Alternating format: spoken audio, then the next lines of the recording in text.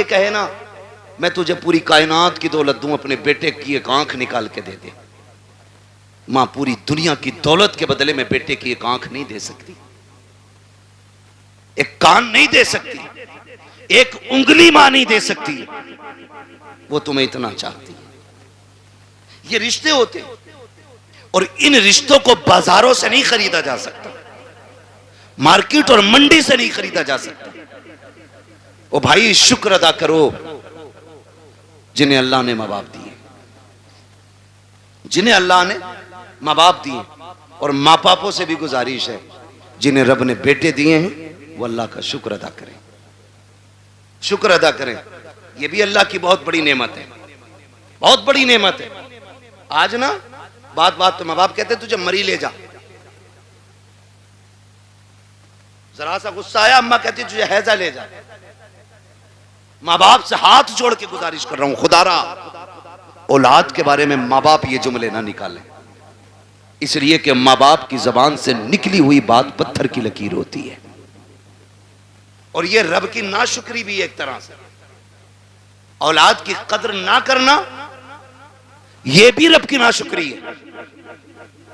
जब आप अपने बेटे को कोसते हैं, गाली देते हैं और कहते हैं तुझे मौत नहीं आ जाती, तेरी जिंदगी से मर जाना बेहतर था, तो जानते हो रब की रहमतें कितनी नाराज होती हैं। अपने करीम रब के बारे में सोचा के नहीं, फिर तुम्हें ख्याल क्यों नहीं आता? तुमने अपने बेटे को इसलिए मौत के मुंह में धकेलने की बात की है क्योंकि रब ने तुम्हें 4 बेटे दिए हैं। जाओ उनसे पूछो जिनके घर में एक चिराग जलाने वाला नहीं है, कौन सी चौखट पे जाके भीख नहीं मांगते हैं, किसके दरवाजे पे जाके हाथ नहीं फैला रहे हैं। अगर कोई ये कह देता है वली तो वली, यहां तक मैंने देखा है अगर ये कोई कह दे कि फला नदी पे जाके मीठा डाल आओ अल्लाह बेटा देगा, तो ये शरीयत तरीका सब भूल जाते हैं। एक बेटे के चक्कर में इतने अंधे हो जाते हैं, ये पीड़ों पे पैरों पे चढ़ावा करते हैं, नदियों पे जाकर के चढ़ावे चढ़ाते हैं ताकि अल्लाह बेटा दे दे। ओ भाई तुझे क्या पता बेटे कितने अहम होते हैं? तू क्या जाने जिंदगी में बेटों का कितना बड़ा किरदार होता है।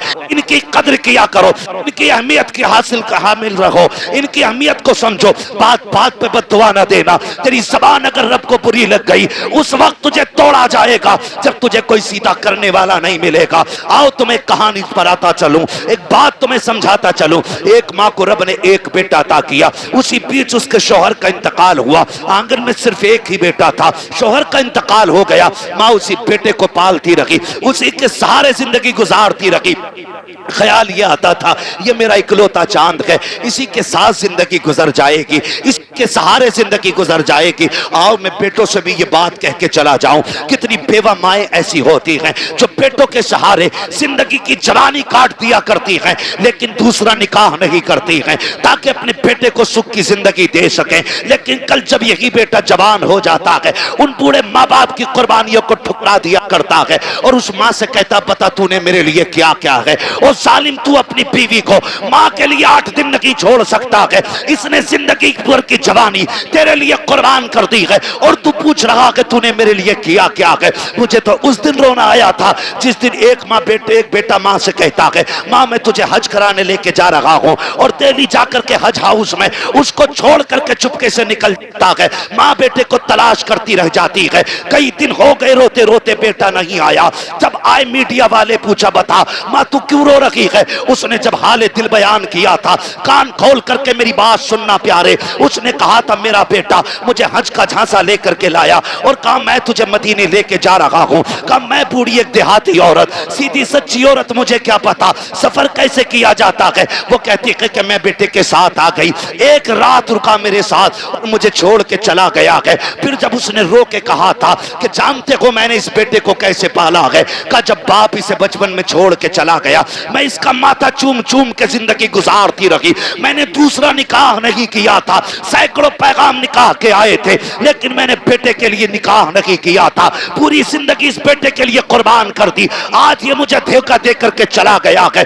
मैं पूछना चाहता हूँ खुदारा इन माँ बाप के साथ इंसाफ किया करो जो तुम्हें सीने से लगा के पालते हैं। अगर यही माँ तुम्हें उठा करके घूरे पे फेंक देती, कोई तुम्हें सीने से लगाने वाला नहीं होता। अगर इसी ने बचपन में तुम्हारा गला दबा दिया होता, तुम्हारे पास चंद सांसें ना होती, अगर इसने तुम्हारी गंदगी से नफरत करके तुम्हें ठुकरा दिया होता तो तुम्हें माँ की ममता का पता नहीं चलता। अगर इसने तुमसे गुस्सा हो करके मुंह मोड़ लिया होता, कोई तुम्हें मुंह के लुक में खिलाने वाला नहीं मिलता।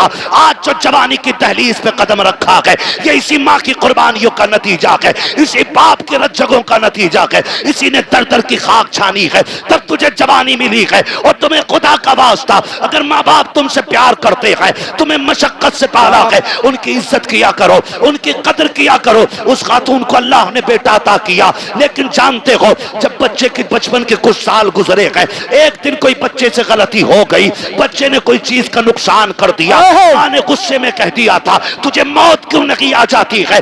माँ ने आज कहा है, लेकिन रब ने अपनी तकदीर के कलम से लिख दिया था। जैसी उसने कहा है तुझे मौत क्यों नहीं आती है, ये तो कह के भूल जाती है। बच्चे की परवरिश की जवान हो गया, अच्छी तालीम हासिल की डिग्री होल्डर हुआ, अच्छी सर्विस लग जाती है। जब सर्विस लगी है, अच्छा रिश्ता हो जा रहा है। जब अच्छा रिश्ता हुआ है, शादी के चंद साल रह गए, चंद दिन रह जाते हैं शादी के, पूरी तैयारियां हो जाती हैं, घर में खुशियों का माहौल है। माँ तो अपने बेटे को बद्दुआ दे के भूल चुकी थी। उसने तो बचपन में कहा था तुझे मौत क्यों नहीं आ जाती है। चंद दिन शादी के रह गए हैं, अचानक बेटा घर से चला, पैर फिसला गिरा और वहीं पे दम निकल जाता है। अम्मा सर पटक के रो रही है, हाय ये क्या हो गया है, मेरे लाल ने जिंदगी की बहारें भी नहीं देखी थी, इसके सेहरे के ख्वाब सजाए थे हमने, आह अफसोस हम बेटे का सेहरा ना देख सके। रोते रोते सोई है, ख्वाब में किसी ने आके कहा था आज आंसू बहाने से कोई नतीजा नहीं है। याद नहीं है तुझको वो जुमले जो तूने बचपन में बेटे से कहा था कि तुझे मौत क्यों नहीं आ जाते। वो जुमले रब को नागवार गुजरे थे, आज इसे मौत दे करके अपनी नेमत का एहसास दिलाया है। देख मैंने तुझे बेटा दे के क्या दिया था, अब पता इसके बाद क्या रखेगा। इसलिए माँ बाप से कहना चाहता हूँ, अगर बेटे गलती भी किया करें, उन्हें मौत की बद्दुआ ना दिया करो, उनके लिए मुसीबतें ना मांगा करो। अगर मार सकते हो थप्पड़ मार लो, जूतों से मारो, लाठी से मारो, लेकिन जबान से बद्दुआ ना देना। खुदा की कसम तेरी जबान से निकला हुआ एक जुमला तेरे बेटे की तकदीर बन जाएगा। कहीं तेरी जबान का जुमला तेरे बेटे की मौत का सबब न बन जाए। अगर दे सकते हो तो दुआएं दो, खुदा की कसम तेरी दुआ तेरे बेटे को रिस्क वाला भी बना सकती है, नेकी वाला भी बना सकती है। अगर तेरी दुआ लग गई तो तेरे बेटे को तेरी दुआ अल्लाह वाला भी बना सकती है। क्या बात, नारे तकबीर, नारे रिसालत, नारे हुस्सियत, मसलके आला हज़रत, अज़मते वालिदैन, नारे हैदरी।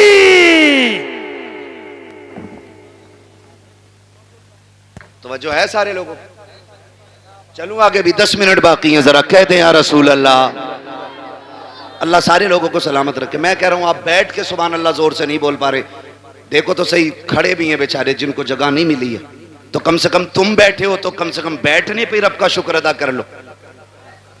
और अगर थक गए तो जगह छोड़ दो ताकि अच्छे लोग आके बैठ जाएं। तैयार हैं? जरा बोलें सुभान अल्लाह। पीछे वाले भी कहते हैं जरा या रसूल अल्लाह। बेटों से भी एक गुजारिश है, तुम जो रोड पे चलते हो ना, रोड पे थोड़ा मीटर भी देखा करो गाड़ी का। हाँ, बैठ जा मोटरसाइकिल पे, फिर देख थोड़ी रहा। और ईद के दिन तो कुछ भी नहीं देखता,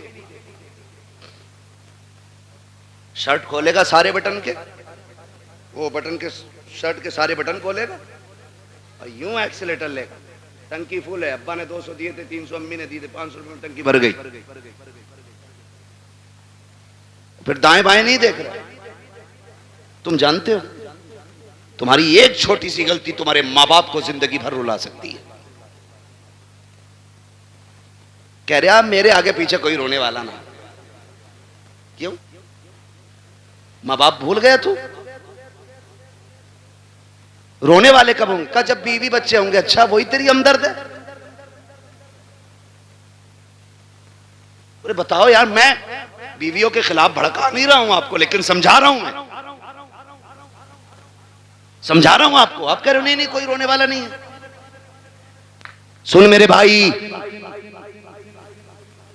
सारी खेती से ताल्लुक रखते हैं ना, अक्सर लोग किसान ही होंगे, क्योंकि हम सब जमीन से ताल्लुक रखने वाले लोग हैं। गेहूं की फसल कितने दिन में आ जाती है?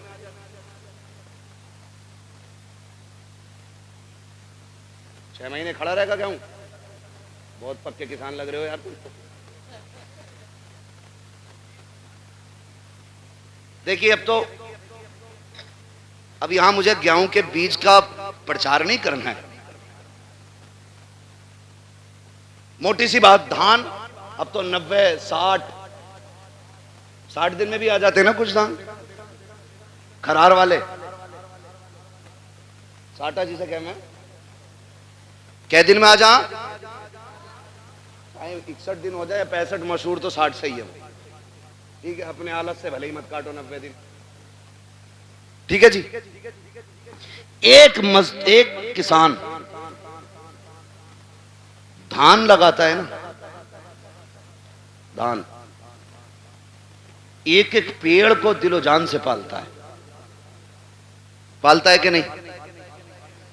देखा ना बेटे, कभी कभी हम किसी के खेत में गुजर जाएं, किसी का एक पेड़ टूट जाए तो वो लट लेके घर तक आता। तेरे लल्ला ने मेरे खेत में पैर रखा ही कैसे? और वो उसका आना गलत नहीं है, हक है उसका, मालिक है वो अपनी खेती का। आप होते कौन हो किसी का नुकसान करने वाले? और कई बार इतने ठलुए लोग होते हैं, मेड़ पे चल जाना, मेड़ पे तो धोरे के धान छोड़ता ही ना, ऐसा मारा है मुट्ठी भर के सूता।